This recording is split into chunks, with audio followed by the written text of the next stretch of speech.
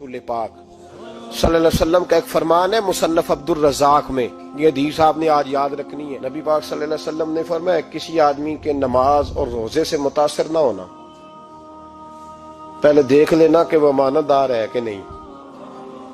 किसी के नमाज रोजे से मुतासर नहीं होना, पहले देख लेना कि दयानतदार है कि देखना लोगों की जेबों पे कितनी नजरें डालता है। फरमाया बहुत सारे नमाज रोजे वाले धोखेबाजी करते हैं, दयानती न करें, अपने ओहदे का पास रखें, अपने मनसब का ख्याल रखें। ओहदे जिस जगह आप मौजूद हैं आपकी जिम्मेदारी है। मेरे रसूल पाक सल्लल्लाहु अलैहि वसल्लम ने फरमाया हर बंदा तुम में से निगरान है और जो उसकी रियाया है उसके बारे में उसने जवाब देना है। कभी भी बददयानती ना करें। हम लोगों का पहले एतमाद हासिल करते हैं, फिर उस एतमाद को ठेस पहुंचाते हैं। उसका नुकसान पता क्या होता है? दुनिया में सबसे कमजोर शख्स वो होता है जिस पर कोई एतबार नहीं करता। जिसका एतमाद जाया हो जाए वो आदमी बिखर जाता है। कभी भी धोखाधड़ी की पॉलिसी ना बनाए। हम लोगों से मुफादात लेने के लिए अपने रवैये मीठे करते हैं और जब काम निकल जाता है फिर हमारे रवैये बदल जाते हैं। ये धोखा है, ये बददयानती है। इसको अल्लाह रसूल ने पसंद नहीं किया। मेरे नबी पाक अलैहिस्सलाम ने फरमाया जिसमें तीन बातें पाई जाए वो तो मुनाफिक है। अगरचे उलमा कहते हैं यहाँ मुनाफिक इत्कादी मुराद नहीं, मुनाफिक अमली मुराद है, लेकिन हुजूर ने फरमाया मुनाफिक है। या रसूलल्लाह कौन? फरमाया वो बंदा जब बात करे तो झूठ बोले, जब वादा करे तो मुखालफत करे, जब अमानत रखी जाए तो बददयानती करे। ये तो बंदा मुनाफिक है। हजरत अबू नूर अलैहिर्रहमान ने लिखा है, फरमाते हैं महमूद गजनवी का दौर था तो एक आदमी महमूद गजनवी के पास ना अपना केस लेके आया, मुद्दई बन के आया। उसने कहा बादशाह मेरा केस बड़ा निराला है। बादशाह सलामत ने कहा वो किस तरह? कहने लगा ये मेरे पास एक थैली है, मैं ना सफर पे जाने लगा तो ये थैली पूरी हीरों की भरी हुई। फलां इलाके के जो काजी साहब है ना, मैं जाती दफा मैं कहीं सफर पे जा रहा था तो मैं उनके पास छोड़ गया कि रास्ता लंबा है, कहीं कोई मुझसे छीन ना ले, हीरों की भरी हुई थी। कुछ दिनों के बाद मैं वापस आया हूं, काजी साहब ने मुझे थैली वापस की है तो इसमें हीरों की बजाय खोटे सिक्के निकले। अब मैंने काजी साहब से कहा है तो काजी साहब तो मेरे गिरेबान तक आते हैं, वो कहते हैं बता कहीं से फटी है, खुली है? वो जिस तरह टांके लगा के तूने सी थी उसी तरह लगे हुए हैं कि नहीं? तो हुजूर लगे भी बिल्कुल उसी तरह है, ना फटी है ना खुली है। अब मैं लुट गया हूं, मेरी कुल उम्र की कमाई जाया हो गई, खोटे सिक्के कहां और हीरे कहां? तो मेहरबानी करें और आप की बारगाह में अल्लाह रसूल के नाम पर हलफ देता हूं कि मैं हूं बिल्कुल सच्चा। महमूद गजनवी कहने लगे तू जा, थैली छोड़ जा और जब मैं तुझे बुलाऊंगा फिर दोबारा आना। वो शख्स चला गया। महमूद गजनवी उठे, दरबार बर्खास्त किया, लोगों से कहने लगे चले जाओ, मैं 3 दिन के लिए सैर करने जा रहा हूं, 3 दिन के बाद लौटूंगा। अकेले जब रह गए ना महमूद दरबार में तो महबूब ने छुरी मंगाई। वो जिस तख्त पे बैठते थे वहां गद्दा बिछा हुआ था, ये गद्दा पड़ा है ना, वो गद्दा बिछा हुआ। तो महमूद ने छुरी के साथ उसको फाड़ डाला और छुरी जेब में रखी, निकल गए। कहने लगे मेरे बाद कोई मेरे दरबार वाले इहाते में दाखिल ना हो। महमूद चले गए। अब वो सफाई करने वाला जब आया ना, उसने आके देखा तो गद्दा तो फटा हुआ है। उसने शोर डाल दिया, पहरेदार भी आ गए, फलां साहब भी आ गए, फलां साहब। उसने कहा ओ खुदा के बंदो उसका गद्दा फट गया है, वो तो मार डालेगा। उसने कहा था सिवाय सफाई और निगरानी वाले के दूसरा आए कोई ना, और यहाँ आया भी कोई नहीं। पहले दिन ही फटा हुआ है तो लटका देगा सबको, क्या करें? शोर हो गया, सारे दरबार के मुलाजिमीन इकट्ठे हो गए। एक बंदा बोला, कहने लगा फिक्र ना करो, मैं कैसे बंदे को जानता हूं, इस तरह सिएगा कि जिसने फाड़ा होगा उसे भी पता नहीं चलेगा कहां से फटा था। ऐसा बेहतरीन रफू करेगा कि पता भी। उसने कहा यार हम सारे एक महीने की तनख्वाह देते हैं, तू बंदा बुला। वो बुला लिया उसको, उसका नाम मोहम्मद रफूगर था। वो आया, उसको गद्दा दिखाया, उसका यार इस तरह सीना पता ना चले। उसने कहा फिक्र ही ना करो, मैं बड़ा कारीगर हूं। बड़े बड़े कारीगर लोग नहीं हमारे मुल्क में पाए जाते, कोई निशान छोड़ते हैं पीछे? बड़े कारीगर का पैसे होने चाहिए, बड़े बड़े कारीगर बंदे। आप यकीन करें ऐसा ऐसा फलसफा, ये उम्रा इबादत है ना, सरकार दो आलम सल्लल्लाहु अलैहि वसल्लम की बारगाह की हाजिरी बड़ी नेमत है ना। तो सऊदी गवर्नमेंट ने पाबंदी लगा दी, खैर उनकी भी ज्यादती है। इस तरह की पाबंदियां शरीयत इस्लामिया में जायज नहीं। अल्लाह के घर मुसलमान जब चाहे जा सकता है, लेकिन वो कहते हैं जी 2000 रियाल दे जिसने 2 साल बाद भी आना है। उन्होंने पाबंदी लगाई तो हमारे एजेंटों ने भी कई खास ट्रेनिंग हासिल की हुई है, पता नहीं कहां से सीख के आए, उन्होंने भी रास्ता निकाल लिया। ایک صاحب سے میں نے کہا کہ جناب وہ 2000 ریال لگ گیا تو کیا کرنا ہے؟ کہنے کوئی مسئلہ نہیں، پاسپورٹ نواں بنوا لو، گنجائش ہے، یعنی ہر شے کا حل ہے۔ تو میں نے کہا یار اب عمرہ کرنے جاتے وقت بھی بندہ دھوکہ دے کے جائے، اللہ کے گھر جاتے وقت بھی اس طرح کی حرکت کرے، کیا حال ہو گیا؟ ہر چیز کا لوگوں نے حل نکال لیا، ہر چیز کا لوگوں نے سٹائل بنا لی۔ ایسا نہ کریں، یہ درست نہیں۔ احمد رفو گر کہنے لگا اس طرح سیوں گا کہ پھاڑنے والے کو بھی پتہ نہیں، ان کا پیسے لے یار تو سی دے۔ اس نے سی دی، اگلے شام ہی لا کے بچھا دیا گدا۔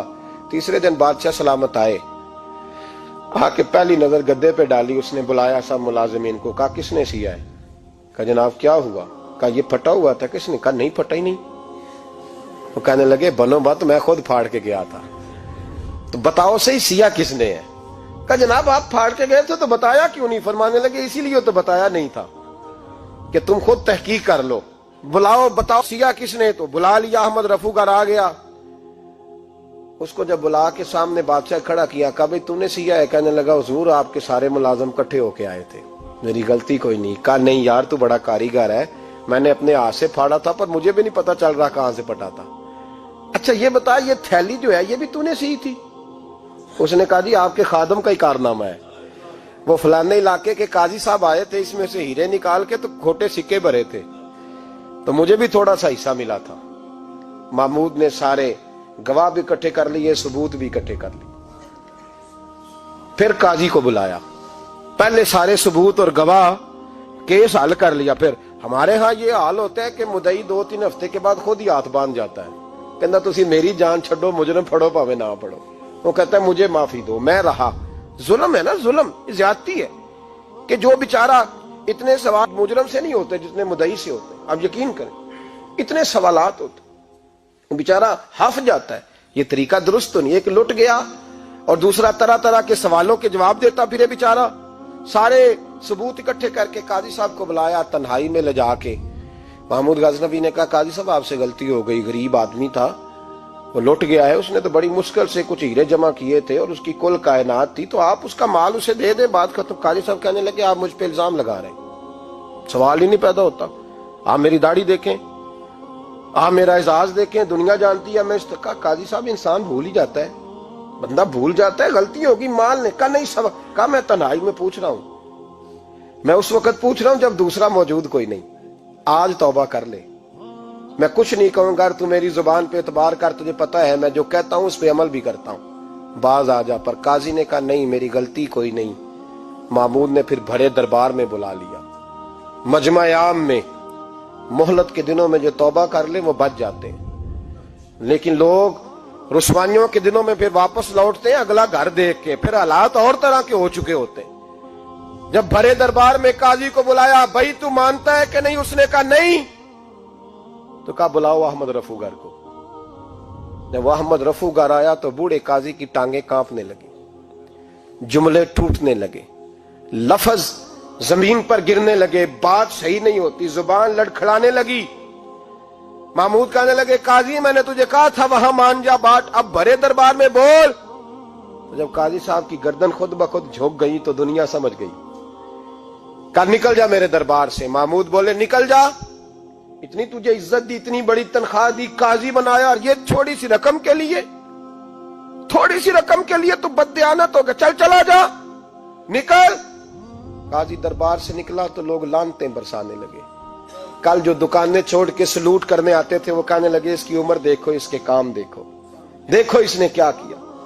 گھر گیا، بچے جن کے لیے پاپ کمایا تھا، جنہاں لی تو پاپ کمائے ہن کتھے نہیں ہو تیرے گھر دے، وہ بچے کہنے لگے ابا جی ہم تو سکول مدرسہ جانے کے قابل نہیں رہے، امید تھی کہ بیوی ساتھ دے گی۔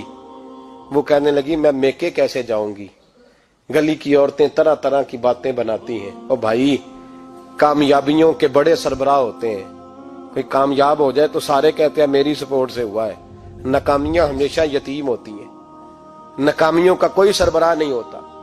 جب تک تو قاضی تھا تو بڑے بات تھی، ہر بندہ کہتا تھا رشتہ دار ہے، رسوائی ہو گئی تو وہ تیری آنکھ ہو یا سنگ ملامت کی چبھن، کون پہنچا ہے میرے درد کی گہرائی تک، دور شہرت میں تو یاروں نے کیا یاد بہت، ساتھ آیا نہ کوئی کوچے رسوائی تک۔ اور میاں صاحب کہنے لگے ساری عمر ہی آٹا گد ہے، میں لکھاں کیتے نہیں پیڑے، اب وقت آیا ہی تے محمد بخشا کوئی نہیں ہوں بیٹھا نیڑے، حالات ہی بدل گئے۔ قاضی خاموشی سے اندر چلا گیا، اپنی رسوائی سمیٹ کے بستر پہ لیٹا، نہ روٹی کی بھوک لگی، نہ پانی کی پیاس لگی، نہ نیند آئی، ساری رات تڑپتا رہا۔ سویرے گھر والوں نے دروازہ کھولا تو روح پرواز کر گئی تھی، دنیا چھوڑ گیا۔ حضرت ابو نور علیہ رحمہ بولے، فرمانے لگے یاد رکھو کبھی بددیانتی نہ کرنا، کبھی۔